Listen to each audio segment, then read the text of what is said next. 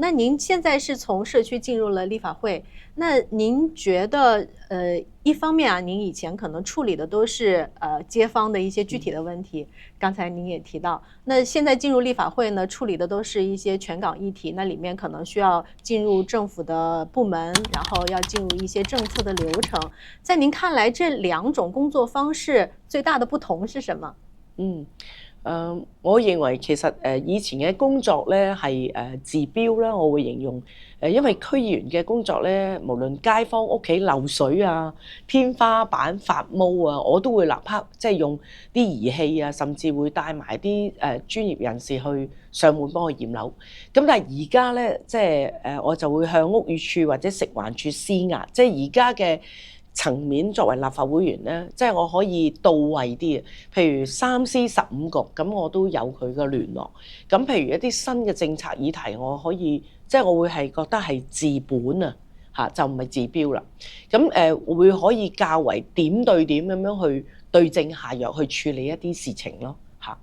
而家個政策討論咧可以治本啦。亦都係全港有唔少家庭同樣好似例如滲水問題為例啦，咁你單靠一個個案去處理，咁即係會做得比較慢。咁所以我必須咧，即係喺個政策嘅議題，即係唔係淨係幫一家人，而係咧即係可以質詢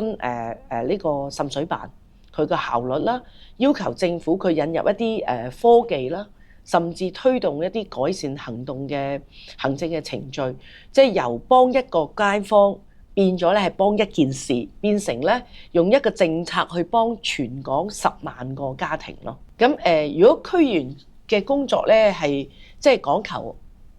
速度同埋力度啦，咁我會形容立法會嘅工作咧就係講深度同埋廣度啊。那您還有一個很重要的身份啊，是工程師，然後您也是有這個消防和安全工程碩士。那在去年11月份發生的這個鴻福苑火災，是香港有史以來非常非常重大的一場災難。那能否請您站在這個專業的角度，給觀眾拆解一下，就對於一個房屋維修工程，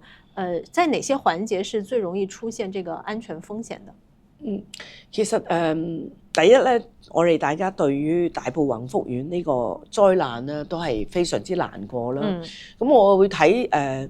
消防系統咧係工程嗰方面咧，其實有啲暫停嘅使用咧，真空期咧係嗰個睇實個公告嗰方面係好重要。無論法團啊、物業管理公司啊，都會必須要嚴格咁樣去規定承辦商，佢停用咗個消防系統咧，佢必須要提前通知翻消防處，同埋咧要清晰咁有公告咧係貼咗喺大廈嘅一啲當眼嘅地方。這原本啊，我們聽起來其實是一個為了改善居民的居住環境的一個維修工程，最後卻演變成一場特別重大的災難。那站在這個工程和消防安全的角度，您覺得這件事情對香港的一個重大的啟示是什麼？或者換一句話說，就是您覺得這個悲劇背後，它所呈現出來的是一個環節的一個失誤呢，還是一個系統性的一個問題？我認為係一個系統性嘅失誤嚟嘅。我覺得而家香港嘅樓宇大維修咧，係涉及動輒咧都係數千萬嘅工程，或者其實佢係極其複雜嘅包嘅消防風險評估咧，其實佢哋係即係始終係做得唔妥善咯。咁啊好多可以改善嘅地方啦。現時係一個體制下咧推動監察大維修裏邊咧，往往即係只有一班熱心嘅業主或者業委會嘅或者業主立案法團嘅人士去參與，但係一般呢啲居民咧，佢都係一個普通市民，佢係冇呢個專業嘅一個能量去處理呢啲大維修嘅，咁所以咧我就認為呢個係系統性嘅問題。咁同埋我認為需要由即係政府主動去幫手出擊咯。对，您之前也处理过很多这个屋苑维修相关的这些争议啊，里面问题可能会涉及到它的这个报价是不透明，或者有疑似围标，或者这个利益关系很复杂。那能否给观众们解释一下，就为什么一个简单的这样一个屋苑的维修工程，最後卻會變得又貴，然後又複雜，然後又沒有辦法監督？我認為即係香港而家係即係事實上啦，嗰個圍標係嚴重嘅。咁今次宏福苑嘅事件係一個悲痛嘅教訓嚟嘅。咁我認為而家啲維修咧嘅專業咧係即係壁壘好高啊！修補石屎剝落嘅工藝啊，或者外牆防水層啊嘅物料嘅規格啊，或者以至到消防系統嘅升級條款咧，都係有待改善同埋提升。咁我覺得應該要用專業嘅一個層面去幫市民啦。咁政府可以透過咧招標妥去幫手無論係審標啊、招標啊、評標啊，咁呢方面我覺得係可以由政府主導，咁去幫手取締，譬如由普通街坊或者法團啊幾個即係門外漢去處理咧，我覺得呢個做法會更健康，咁嗰個體制就有所改善。咁而特別係即係政府作為即係把關嘅機構咧，可以多啲協助。唔單止係頭先我講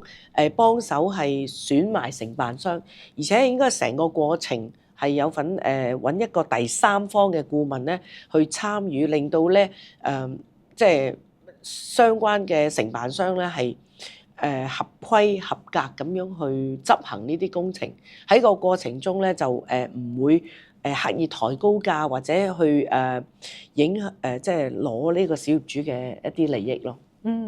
明白。所以我看到其實也在您的這個推動下啊，政府已經提出來要檢討現在的這個建築物條例，然後以及這個消防安全條例，並且呢也提出來要強化這個消防處的歸管責任，以及明確物業管理公司的這個消防責任。所以您作為一個真正懂得工程和消防安全的有這個背景的立法會議員，那在這一次政府的這一輪的關於條例的這個改革的這個過程中，您覺得有哪一些條例是您希望推動並且希望去守住的？我覺得消防條例係最重要啦，其中建築物條例又係啦，咁應該係由部門主動去入場去代辦工程啦，呢個我覺得係首要啦。第二就係強化物業管理公司佢做消防嘅責任角色。咁如果任凡有啲即係點樣講咧，就任凡有啲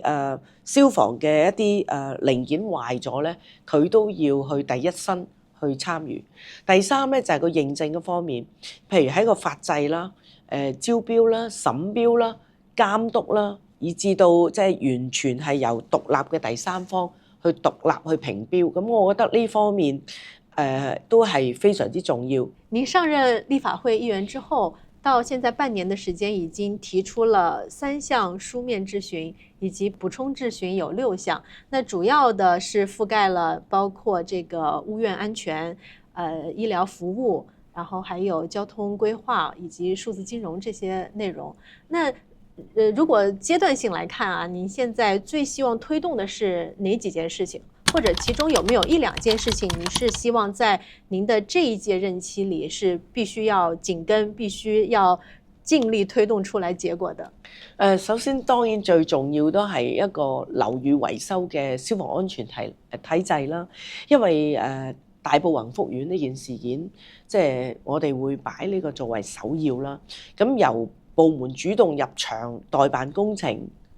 強化物業管理公司消防嘅責任。無論第三方嘅認證、法制化、招標、審標、監督工程，